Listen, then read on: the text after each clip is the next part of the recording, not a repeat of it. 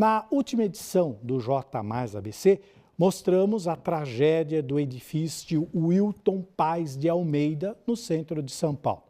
O incêndio começou no 6º andar por volta de 1h30 da madrugada do feriado de 1º de maio, se espalhou por todo o prédio e às 3 horas ele veio abaixo. Famílias ainda buscam parentes desaparecidos e também, principalmente, por respostas.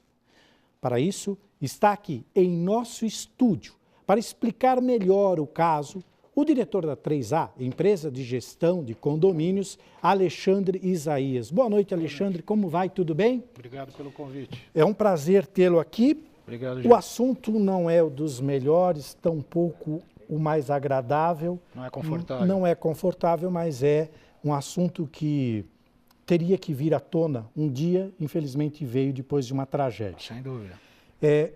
Muita coisa está se falando, poucas respostas ainda se tem, mas 2 fatores são fundamentais nessa questão toda. Primeiro, um problema social de moradia e falta de moradia, né? E principalmente essa questão de segurança que você entende tão bem nessa questão de condomínios e tudo mais. Sua opinião técnica de alguém que sabe, quais seriam os fatores que provocaram tudo isso e como administrar essa questão de moradia e falta de moradia em São Paulo, com tantas quantidades aí que nós temos de prédios desocupados e ocupados, né? A ocupação é uma coisa que infelizmente é difícil de você prever, né? Muitos prédios estão vazios em São Paulo e hoje nós estimamos que tenha no centro entre 70 e 80 prédios e na região toda 150 prédios. Meu Deus. Tanto Isso que em São Paulo? Sim. Tanto que a própria prefeitura está fazendo um grupo, né, de atendimento, de prevenção, na verdade, né, e convidou, inclusive, o próprio pessoal que trabalha, que tem essas invasões, etc., que são responsáveis pelas invasões, nós vamos falar as siglas, etc., mas sim, são os vários próprios invasores, agora, né? E eles fizeram o convite, o próprio prefeito fez o convite para que eles participassem dessas vistorias que são feitas nos prédios que estão vazios, né? Infelizmente, esse prédio, por uma infelicidade grande, ele era da Polícia Federal, então ele era do governo. União, no caso, pela que eles União, falam, né? E infelizmente, pela burocracia, né?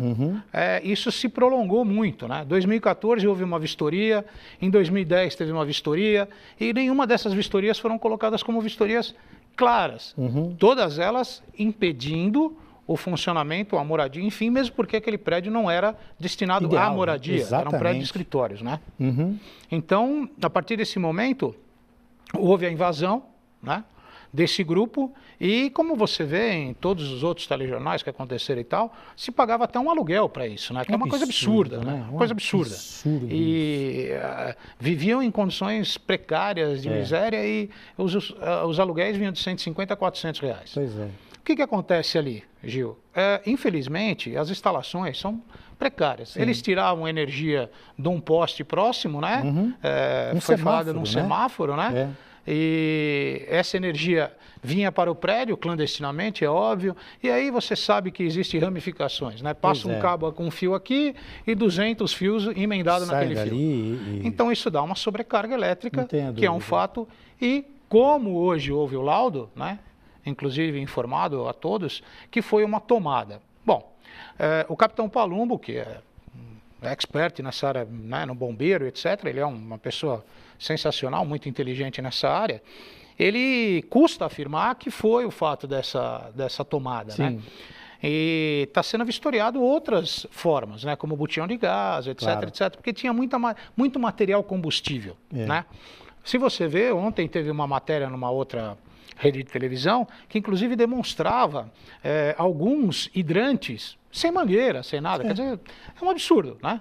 E como todos eram divididos por madeira, tapume, então o material inflamável é muito rápido, né? Você citou que foi no 6º andar, existem variações entre 5º e 6º andar, né? Não exatamente, eles não têm essa ideia exata, mas por isso que houve a propagação muito rápida desse fogo. Agora, Alexandre, para encerrar, porque o nosso tempo infelizmente é curto e o assunto aqui merecia muito mais tempo, você acha que agora é o momento, infelizmente é preciso acontecer uma tragédia, mas é o momento para as autoridades realmente sentar e resolver esse problema de falta de moradia em São Paulo, não só em São Paulo, como todo o Brasil?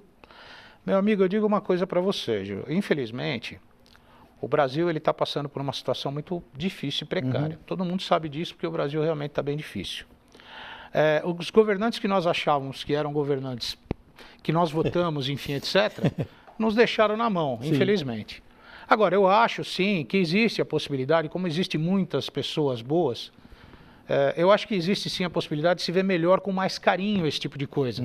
Você analisa 246 famílias, poxa, é um absurdo. É um absurdo, né? É um absurdo. Então, isso realmente é um problema de ordem social. Eu acho que existe a possibilidade de se fazer muito mais por esse povo. É lógico que eu não concordo com aquela história, perdi minha casa, eu quero uma moradia, senão não saio da rua. Não pode. Entendeu? Não eu pode. acho que não pode ser assim, né? Mas, infelizmente, o Estado, ele tem por obrigação dar moradia para todos. Bom, obrigado, foi uma participação curta, mas foi bem esclarecedora. Obrigado. Numa próxima oportunidade nós vamos falar ainda muito sobre todas essas questões. Obrigado. Viu? Eu que agradeço. Obrigado. Até a próxima. Obrigado pelo convite.